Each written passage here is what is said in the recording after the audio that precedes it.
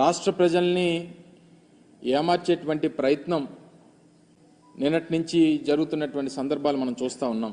స్థానిక శాసనసభ్యులు చాలామంది వారి కార్యకర్తల్ని అలాగే చాలామంది మీడియా సహచరుల్ని అందరినీ కూడా వారిని కూడా లోపలికి తీసుకొని వెళ్ళి చేసినటువంటి ప్రచారం, తర్వాత జరిగినటువంటి దుష్ప్రచారం, ఇవన్నీ కూడా ఒక్కసారి ప్రజల్ని ఆలోచన చేయమని చెప్పి కోరుతా ఉన్నాం.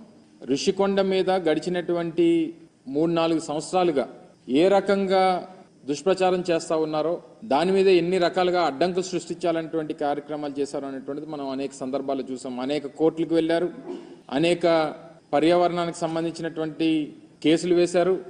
వీటినన్నింటినీ కూడా అధిగమించి ప్రభుత్వం చేపట్టేటువంటి కార్యక్రమాలని, ప్రభుత్వం చేపట్టేటువంటి నిర్మాణాలని పూర్తి చేసేటువంటి కార్యక్రమం చేసి దాదాపు 4-5 నెలల క్రితం వాటిని ముహూర్తానికి సంబంధించి మంచి రోజు అని చెప్పి వాటిని ప్రారంభించేటువంటి కార్యక్రమాన్ని కూడా ఆ రోజు మేము చేయడం జరిగింది.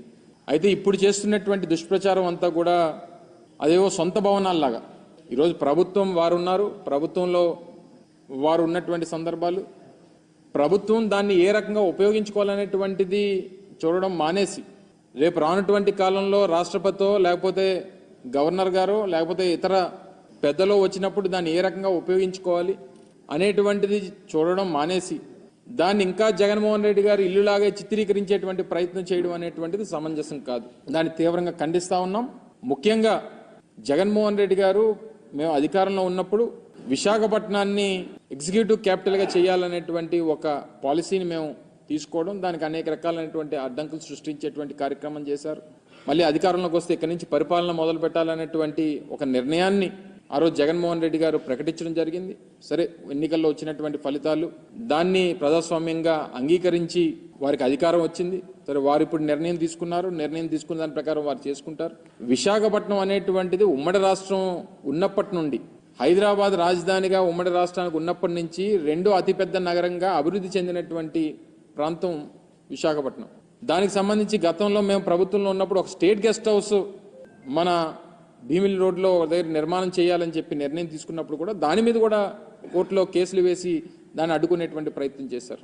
జగన్మోహన్ రెడ్డి గారు విశాఖపట్నానికి రాజధానిగా ప్రకటన చేసిన తర్వాత ఆ నిర్ణయంతో ముందుకు వెళ్ళాలనేటువంటి ఆలోచన చేసినప్పుడు దాని మీద ఒక కమిటీ మేము ఆ రోజు ముఖ్యమైనటువంటి ఐఏఎస్ అధికారులందరినీ కూడా, సీనియర్ ఐఏఎస్ అధికారులతో ఒక కమిటీ వేయడం, వారు కూడా దానికి సంబంధించి ఈ భవనం అయితే బాగుంటుందనేటువంటి అభిప్రాయాన్ని తెలియజేయడం, సబ్సిక్వెంట్గా వచ్చినటువంటి రాజకీయ పరిణామాలు, ఎన్నికల ఫలితాలు, ప్రజలు తీసుకున్నటువంటి నిర్ణయాలు, ఇవన్నీ కూడా చూసిన తర్వాత ఇప్పుడు దాన్ని ఏ రకంగా ఉపయోగించుకోవాలనేటువంటిది ఇప్పుడు ఉన్నటువంటి ప్రభుత్వం ఆలోచన చేయాలి తప్ప ఇంకా తీసుకుని వచ్చి జగన్మోహన్ రెడ్డి గారి మీద, వైఎస్ఆర్ కాంగ్రెస్ పార్టీ మీద బురద జల్లడం అనేటువంటిది ఎంతవరకు సమంజసం అనేటువంటిది వారు ఆలోచన చేయాలి.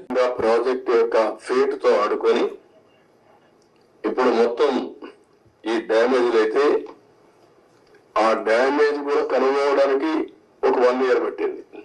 గవర్నమెంట్ ఆఫ్ ఇండియా చాలా సార్లు చాలా స్పష్టంగా మీరు మార్చద్దండి అవన్నీ కరెస్పాండెన్స్ రేపు నేను మాట్లాడతాను. ఇప్పుడు నేను డీటెయిల్స్ పోవడం లేదు. బ్రాడ్ గా కాన్సెప్ట్ ఫస్ట్ హ్యాండ్ ఇన్ఫర్మేషన్ ఇక్కడికి వచ్చాను.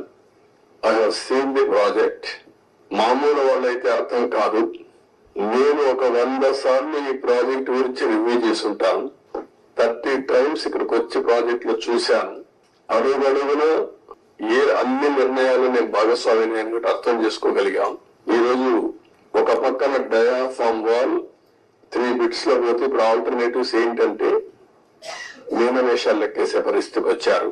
ఇందులో ఆ 2 బిట్లు కానీ ఎక్కడికక్కడ ఒక parallel D wall, diaphragm wall హైట్కి ఎక్కడ డ్యామేజ్ అయిందో దానికంటే ముందు ఒక ప్యారలల్ గా పెట్టి దాన్ని కవర్ చేస్తే 447 కోట్లు అవుతుంది.